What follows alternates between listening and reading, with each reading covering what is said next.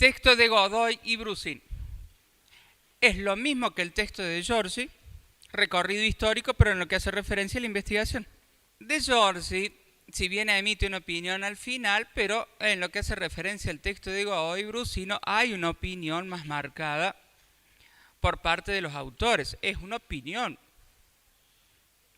Ustedes por ahí todavía no tienen herramientas. Recuerden que la idea es ir dándole herramientas para que el día de mañana puedan decir estoy o no de acuerdo por esto, por esto, por esto. Básicamente Godoy y Brusino, luego de hacer un recorrido histórico acerca de cómo se fue dando la investigación en nuestro país, ellos sostienen que se fue perdiendo la articulación que ellos consideran fundamental entre investigación y práctica. ¿Está bien? Y que eso ha derivado en un perfil profesionalista. ¿Quién decía? ¿Qué modelo decía eso de universidad? El francés, el modelo napoleónico. Entonces, Godoy y Brusino primero parten de una concepción que es necesaria la articulación entre investigación y práctica. Es la opinión de ellos, vuelvo a decir. Y ellos entonces enumeran distintas razones, factores, de los cuales ellos dicen han impedido esa necesaria articulación. Ahora sí te hice el resumen del texto. Bueno, es lo que ellos opinan. Veamos, después ustedes opinarán lo mismo u otra cosa. Bien.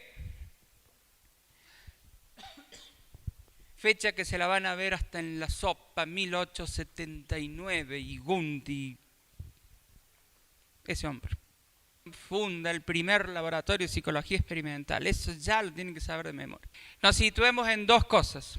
Contexto mundial, estamos hablando de Alemania. Auge del positivismo. Si yo quiero ser psicólogo y quiero hacer psicología, debo demostrar empíricamente lo que quiero hablar, lo que quiero hacer. Entonces, si yo quiero estar en la psicología, tengo que hacer psicología experimental. ¿Se entiende? Bueno, Wundt pensaba eso. A pesar que es el padre del estructuralismo, que sostenía que había que estudiar las estructuras mentales, entonces propuso toda una cosa rara, difícil, bueno.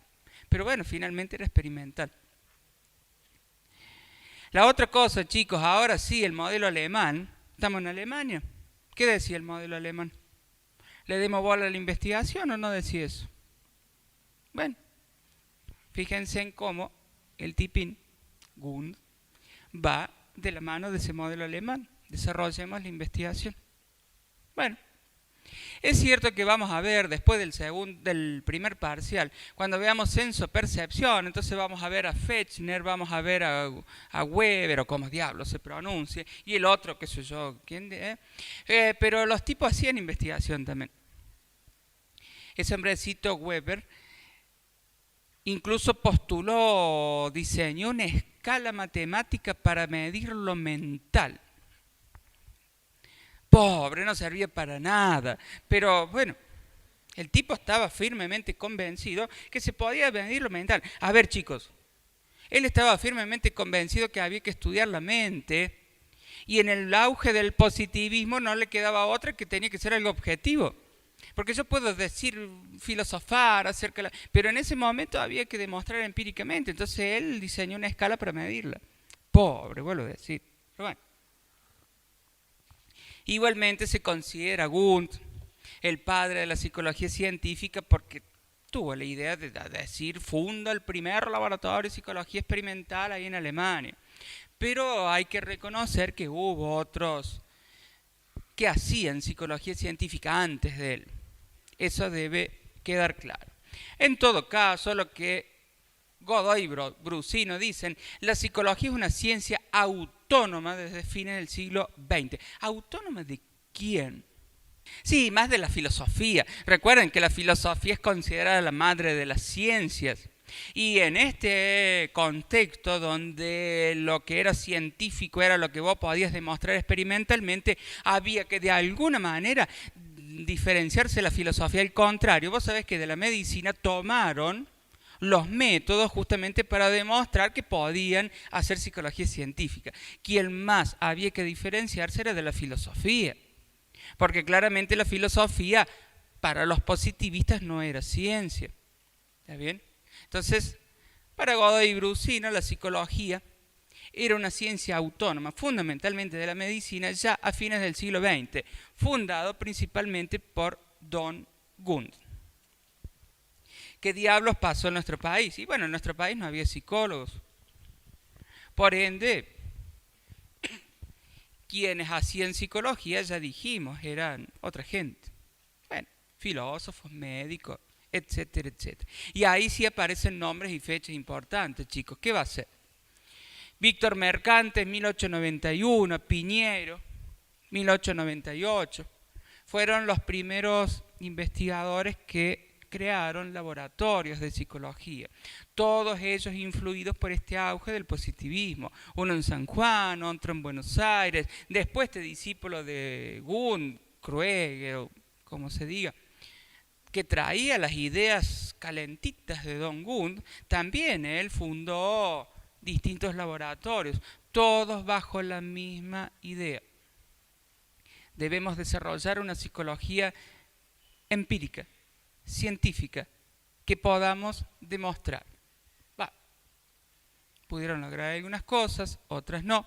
Lo que sí es cierto que, ¿qué dijimos? Que a partir de los años 30 el positivismo, ¿qué pasa? Se empieza a debilitar. Por diversas razones que las van a ver más adelante. Pero ese debilitamiento del positivismo fue uno de los factores que llevó a lo que dice abajo, el perfil profesionalista. La otra cosa fue la llegada de ese hombrecito, Alberini. Ese hombrecito, chicos, trajo lo que ellos, Godoy Brusino, llaman la psicología del sillón. Es lo que el imaginario de la gente tiene. ¿Qué hace un psicólogo? Tiene el diván ahí, el paciente arriba y escucha y... Bueno, esa es la psicología del sillón. Pero más allá que atender pacientes, la psicología del sillón implicaba, chicos, un perfil profesional del psicólogo. El psicólogo estaba para ayudar, para escuchar, para ejercer la profesión, no para investigar. ¿Está bien? Y además ese perfil profesional iba de la mano del debilitamiento del positivismo, porque implicaba que la psicología, bueno, relajaba un poco su manera de ser ciencia. Entonces podíamos empezar a escuchar lo que decía el paciente, las cosas que tenía que decir, etcétera, etcétera. Entonces se dan cuenta cómo se fue consolidando la idea de algo más profesional para dejar de lado la investigación. Ahora, chicos, ¿por qué? Porque el contexto histórico así se fue dando. A eso ahora le vamos a sumar el psicoanálisis y vamos a terminar de entender por qué esos primeros profesionales se fueron para un lado y no para el otro. Bueno, así se fue dando. Entonces, la corriente antipositivista implica que se cierran los laboratorios, sumado a la psicología del sillón y más el psicoanálisis que vamos a ver. Godoy y Brusino también suman otros factores. Primero, no había plata. Si vos querés investigar, tenés que tener recursos. Pero más que recursos, chicos, vos tenés que tener recursos humanos. ¿Y cómo vas a hacer psicología si no tenías psicólogos? Entonces pocos que investigaban, ¿quiénes eran? Y eran médicos, filósofos, psicotécnicos, pero no eran psicólogos, entonces faltaban recursos. Ellos mencionan ese modelo, Boulder, o qué sé yo cómo se dice, pero en ese modelo que implica que hay una fuerte articulación entre investigación y profesión. Ojo, no es el modelo alemán, ¿eh? El modelo alemán te dice... Tenés que darle mucha bola a la generación de conocimiento, investigación y después transmitir ese conocimiento. Lo que este modelo dice es que tenés que lograr una articulación. Tenés que investigar, pero después llevarlo a la profesión. ¿Se entiende? Entonces, corriente antipositivista a nivel mundial. Obviamente en Argentina también. Este hombrecito de la psicología del sillón. El psicoanálisis que cada vez se hacía más fuerte, ahora vamos a entender las razones. La falta de recursos humanos, la falta de recursos materiales, el modelo que no se aplicaba, ¿para dónde se fue la cosa? Para lo profesional. Entonces, no solamente los que hacían psicólogos, los que hacían psicología, sino que los primeros psicólogos que fueron surgiendo después de las primeras carreras que ya sabemos y hablamos recién, claramente todos se iban hacia lo profesional. ¿Está bien? Porque además, chicos, si querían investigar no tenían recursos. Entonces no les quedaba otra que ir hacia lo profesional. Godoy y Brussino, está claro, chicos, que ellos pregonan por una articulación mucho más fuerte entre investigación y profesión. ¿Está bien? Esa es la opinión de ellos. Ahora, ellos terminan el texto diciendo, bueno, la cosa pasó así, sin embargo, hoy en día hay una tendencia a recuperar esta interacción. Ellos dicen que la investigación hoy es variada. Ahora les voy a mostrar las investigaciones que se hacen en nuestra facultad. Es básica y aplicada. ¿Saben la diferencia? La investigación básica, chicos, es una investigación más teórica. Yo puedo estudiar las causas de la depresión. Y entonces me meto con que el cerebro, con los factores psicosociales, con la adolescencia, qué sé yo. Pero es todo teoría. La aplicada es cuando vos generás un instrumento que lo podés aplicar. Qué sé yo puedo estar diseñando una nueva terapia para abordar los síntomas graves de la depresión o un psicofármaco. Créanme que las dos son sumamente difíciles. Pero bueno, esa es la idea. Correspondencia con la investigación en el resto del mundo, sí, no vivimos aislados hoy en día. Bueno, no vivimos aislados. Demandas concretas de la sociedad, tenemos apoyo económico y la evaluación de la comunidad científica. No hace falta que se sepa lo de arriba, simplemente son ejemplos.